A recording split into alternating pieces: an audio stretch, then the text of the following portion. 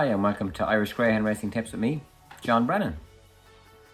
This week we're going to look at Shelbourne Park, the semi-finals of the Shelbourne Puppy Oaks, and two more races there, and we'll also look at the Con and Annie Kirby in Limerick, along with the A1 Bitch 525. First race we'll look at is the second race in Shelbourne Park, which is an A2 600-yard race. Worrying thing about this race is the field are 1 for 34 around Shelbourne, which is a little bit worrying to say the least. I fancy those days are gone for Brendan Matthews on trap 4. He's just coming out of the Con and Annie Kirby. Looks like he probably needs a little bit further than the 525.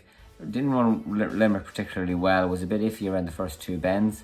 He's 0 for 10. He hasn't won yet in his career, but this might be a fine opportunity for him to get break his maiden tag. Brendan Matthews has a 26% strike rate this season so far, so his trainer's clearly going well. His dam Folly's View was in the Christmas Oaks final in Shelbourne Park, so the pedigree is there. The trainer obviously still working with him, so must think there's a lot of ability there. He went to Limerick with him, he clearly thinks there's a lot of ability. He's coming back, this has to be down in grade for him a good bit. Midra's down in 2, runs well in A1 company around Shelbourne and A2, so she's definitely going to be in the reckoning. But I think 4 for me, those days are gone definitely. I think he'd pick up he'd break the maiden tag here. 2 for second then, Midra's Dawn. And a good battle for third, probably between trap 1, Tinnock Phantom and Witch's Phoenix.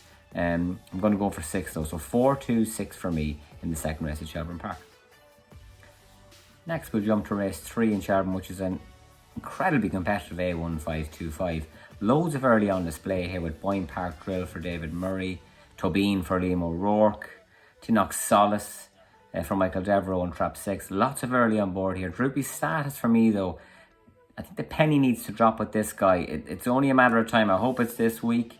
He hasn't won yet. He's a maiden after 4 runs, and he's been beaten 9, 8.5, 14 and 11 lengths in his 4 runs, so hard to fancy him, but looks like he could have massive ability.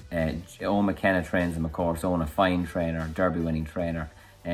Big early then between 3 and 4, Boyne Park Drill and Tobin. Boyne Park Drill 0 for 7 around Shelbourne. That's my worry there with him, but he has 16.34 to the third bend, which is a really good run. Tobin then 8 for 25 around Shelbourne Park. He's won 6 A1s. He's 5 out of 10 for 2021, so he's obviously an absolute superstar around the track. But Droopy Status, if he can get above that A1 grade in this and do an open class run, I think he wins. So 2, 3, 4 for me. I think Boyne Park Drill, just the fact that he's inside Tobin here, he might get round the corner and get in front of him.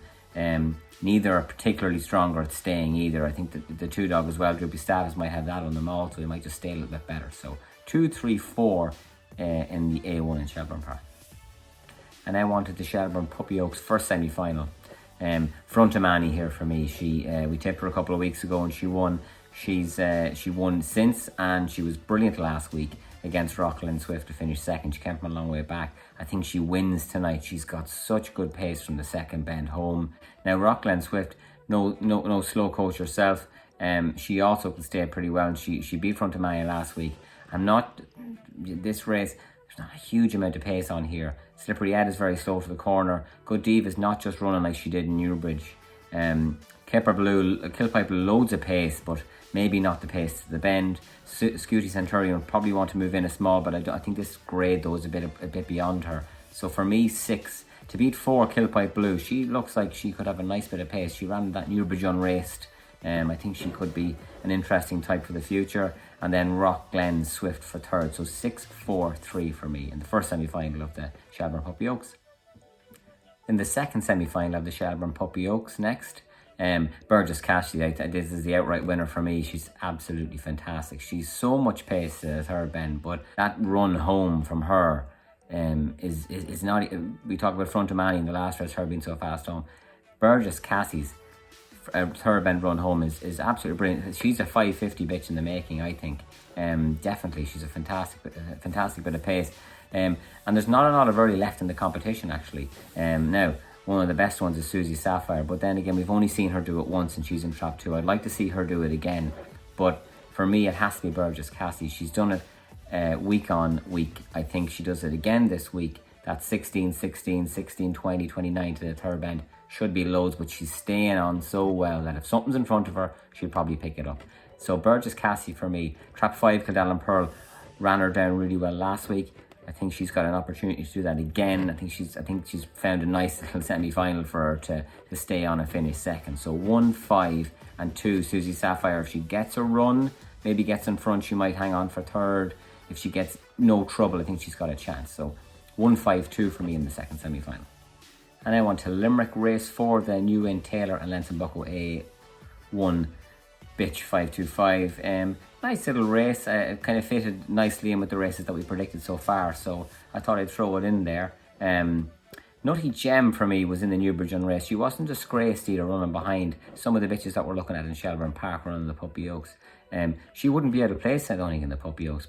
And a maiden after 3 ones, she might have an opportunity here to pick this up. She's one of a litter of 12, which is quite amazing. But she's got a chance. I think she's got a real chance here to pick up that win. Now, she won't have it all her own way. Trap 1, Gurtna Creaky Rose. She knows her way around the track. But I'm not sure she has that much early flash to the corner. That's all I'd be worried about. She just stay on. She gets the trip well. But 3 has that massive run in her. So Nutty Gem for me, with Gurtna Creaky Rose in second. And then Trap 5, Dixie's Gold. She's got a fine pedigree, Dixie's Gold. Nice run 2 runs ago with her 4.16s, the corner 16.39 to the third bend. That's pretty impressive. I think she's got a really good chance to finish in the top 3. So 3-1-5 for me. And now the big one for me, the Con and Annie Kirby final. It's been brilliant watching this stake over the last number of weeks. And we get to the final, there's huge early pace on, and it's all going to come down to where they're situated at the first bend. But you've got to assume that everyone's going to run their race, and if they do, Explosive Boy for me is absolutely unbeatable here. I can't see anything else leading him. Agent Stanley, yeah, he goes well to the corner, but this is literally, this dog could win a derby. That's how good he is. So it has to be Explosive Boy for me. D Machine, he's going to have a few dogs to pass. Ballymacmurlan's going to move in. Stone Park Leo's going to have probably a solo on the outside. I'm hoping Sing Along Sally will break outside Explosive Boy and get a run. She's got loads of pace and she stays as well. So 3-4-2 here, I think. Explosive Boy to being Sing Along Sally, with D Machine picking up the scraps and running on for third. And running on, he'll run and he'll get there and he mightn't run past. That's kind of my worry here with him. But if Agent Stanley, Ballymacmurlan aren't on the bunny, I think that he passes both of those, and probably Stone Park Leo as well. So Explosive Boy to beat Sing Along Sally here with D Machine in third. 3-4-2 and the big one in Limerick.